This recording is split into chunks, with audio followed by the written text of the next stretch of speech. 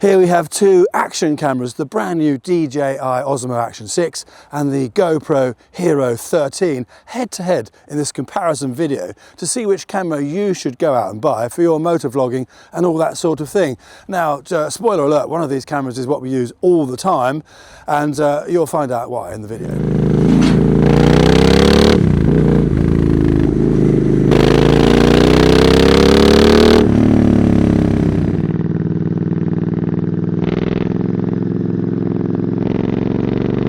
Now, we recently did a review of the DJI Osmo Action 6, so if you want a detailed review of that camera, you can go back and watch that video after this. But in this video, we're going to summarise the differences between this and the GoPro, so if you're thinking of weighing up the two, these are the differences.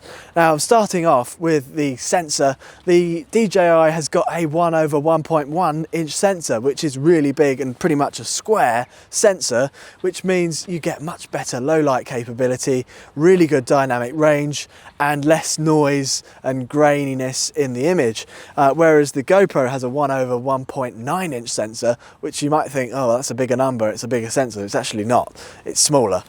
So you've got less low light capability. The DJI also has super night mode, which the GoPro, I can't seem to find a night mode in the GoPro. Don't know if I'm missing something, but that's a good point. So if you want to shoot in low light in the evening, get some cool sunset riding shots, the DJI wins on that point. Now, one of the most important things when you're filming motorcycle shots, POV, is audio. And that's something that was never very good in the past. But with the DJI system, you can connect up to two microphones, DJI mics, to the camera wirelessly. You can connect one on the GoPro, but the sound doesn't come out nearly the same. So if you're vlogging, say, like we were in India, both of us had a mic on and we were filming with the DJI Action 6. I ended up talking to one person, Darcy ended up talking to somebody else. And then in post-production, when we're editing, we can decide which person we want to hear. I'm very glad that I've followed your post regarding the Bear 650. Really? Your reviews regarding that. Yeah. And your opinion. I've been following you for a long time. Okay, good. I've been following you for a long time. And you can film it in stereo or mono. So in stereo, you've got each person or each mic coming out on a different track, which allows you to choose who you're going to hear in the video. Now, another situation you may want to use two mics in stereo is you have one in your helmet for the talking and one somewhere else to hear the sound of the bike or the exhaust or the engine. And then you can choose in your editing which one you want to hear, and you can chop and change between the two. So that's very useful. And of course, if you've got a loud motorcycle, and when you're doing action shots, it does tend to be loud, you can adjust the gain on the DJI to bring it down so it's quieter, so it doesn't clip. So, you know, if it's very loud, you get a sort of sound. You can bring that down so you don't get that, which is fantastic. Or if it's very quiet, you can also bring it up so you can hear that as well. So that's very, very useful. We've been using the new DJI Mic 3, which is brilliant. It's a superb microphone. And before that, you had the DJI Mic 2, which is a bit bigger, as you can see. Brilliant mic as well. And also the Mic Mini. So this camera will connect wirelessly to all of those mics, one or two of them, which is very useful. So whatever the situation you're filming in, you've got something that will be just the right tool for the job.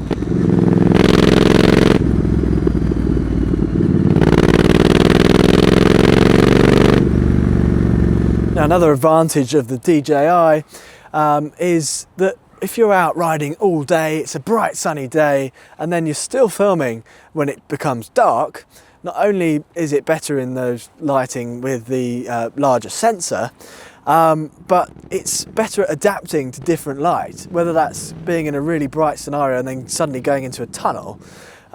It's got a variable aperture lens of f2 to f4, which means it can adjust itself to the lighting that you're in perfectly all the time, whereas the GoPro has got a fixed aperture of f2.5, so it's not as versatile in that sense either. Now, the other thing that's new on the DJI, which isn't available on any other action camera, which is really quite something remarkable for filming motorcycle content, is the dual aspect ratio mode, where you can film vertically and horizontally at the same time, meaning that I can film one shot, crop it down for Instagram or crop it for YouTube, and it's one shot, not two. But the other thing with that is that you've got versatility in the sense that you can choose, you know, quite a wide range within that shot, because it's quite tall and quite wide. You can pick, oh, I want it to be up a bit because I've not got enough sky in there, or oh, actually I want more bars in. You can adjust that in post, whereas sometimes if it's fixed, like it has to be on the GoPro, then, you know, if you don't angle the camera exactly right when you're riding, you can get home, start editing, and you go, the blimmin' shot's completely facing the tank. And I've done that many times. So that saves your backside a few times in that scenario. But for the fairness of the side-by-side comparison shot in these clips, we are filming both in 16:9. And the same for Instagram. We've done this on Instagram as well, shooting vertically. Now, one thing I have noticed about the DJI is I think that when you tell it to shoot vertically, you kind of get a little bit wider, so you get more of the bars in than when you do when you're filming in the dual aspect ratio mode. I find when you crop down in that mode, it's not quite as wide. But if you want really wide shots, both of these cameras do have separate lenses you can get. I think the GoPro one is called the ultra wide lens mod or something like that. The DJI one is called the FOV boost lens, which I did try out in India for some Instagram footage, and it looked awesome. It really did get everything in. So if you're someone who's thinking of really focusing on short form content and you want to make sure the whole bike is in it, that lens is the one to go for. Now, we tend to set up our camera as we want it and use it pretty much the same way all the time. Occasionally we might change a setting, and it's very easy to do. The DJI is more intuitive than the GoPro, but once you get to know them, you can do it on either camera.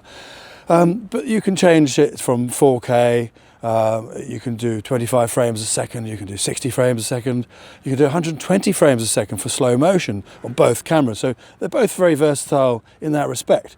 But we tend to, as I said, just use it and forget it. And that's kind of how a lot of people do. But it's nice to know you've got the versatility with either camera. Now, we're going to put lots of B-roll in this video. You can see some of the amazing shots we got with this camera in India. It's just phenomenal and so easy to use. And also today, Darcy's just gone around this beautiful area we're filming in, and he's filmed in sort of some dim, cloudy situations, and then we also filmed when the sun came out in a bit brighter situations. So you can see the comparison between how the cameras capture both of those scenarios and whether one gets the sky better than the other and all that sort of thing. So let us know in the comments which one you think looks better and sounds better, of course, because that is a big deal.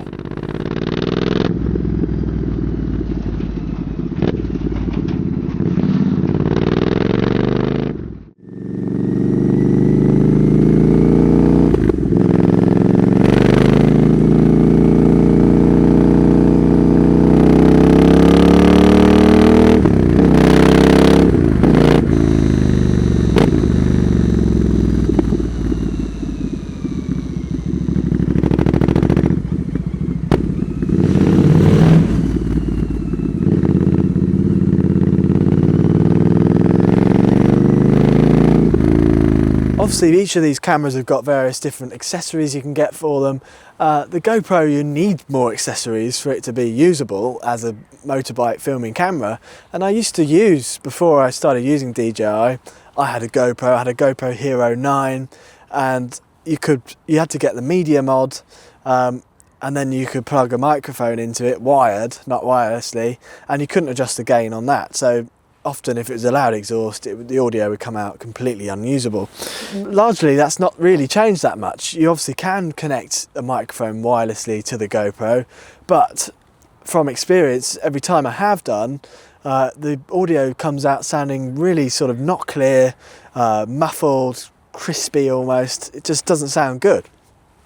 So the beauty of the DJI, and this is why one of the many reasons we love using them so much, is that you just have the camera and you don't need to add anything onto it. You don't need adapters, you don't need a case on it, you don't need anything. It's as it comes out of the box is all you need, and then you can connect the microphone wirelessly, not adding any clutter or bulk to the camera. And that is really important for making motorcycle videos, because you want the camera to be small and light and not get in the way and not have to worry about other things.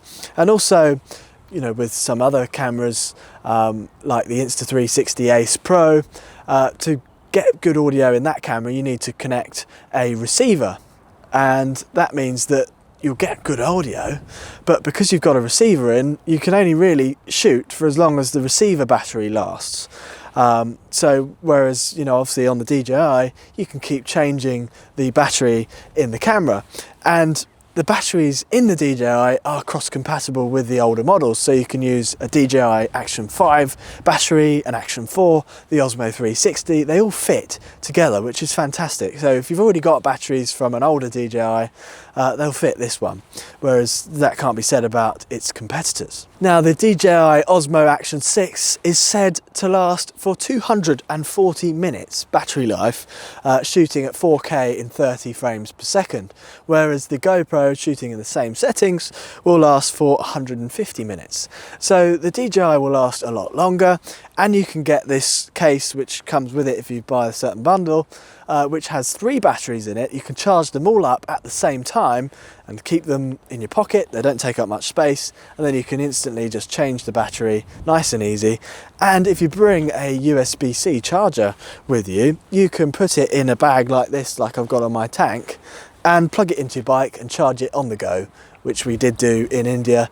So if you're out all day and you're doing a lot of filming, charge your batteries on the go. Fantastic. Now, one other thing is when we film POV, we tend to use a chest mount like this, which you can buy from DJI. They're brilliant. And what that does is put the camera at this level, which shows a bit of the bike, a bit of the tank, a bit of the bars, and then the view in front, which looks really natural and lovely. A lot of people use a chin mount, and you can get the chin mount as well if you want to. The only difficulty with that is, one, it's a little bit higher, so you see less of the bike. But also, if you're looking around, it can get a little bit shaky. So a chest mount's a very stable situation for the camera, and it does look good. Now, the last thing that is another reason why we swear by the DJI is the internal storage. You can store up to 50 gigabytes of storage internally onto the camera, plus you can add a SD card up to 1 terabyte. So you can film so much footage on the camera. But if you forget your SD card, you know, that's good. You can still record to the camera. It's not the end of your day, unless you're doing a really, really long day's filming. But at least that'll be enough to get you to a camera shop to buy an SD card. But the GoPro, you can only use an SD card. There's no internal storage. So hopefully this video has given you an insight into, 1, how we film motorcycle videos, and 2, why we choose the equipment that we do. And this is equipment that we've been using for years and years. We tend to get the new DJI every year as it comes out because they are better than the last one. They never make a camera worse than the previous one. So let us know in the comments below which camera you use, and if you're thinking of getting one of these, if you've got any questions, let us know, and we'll see you in the next video.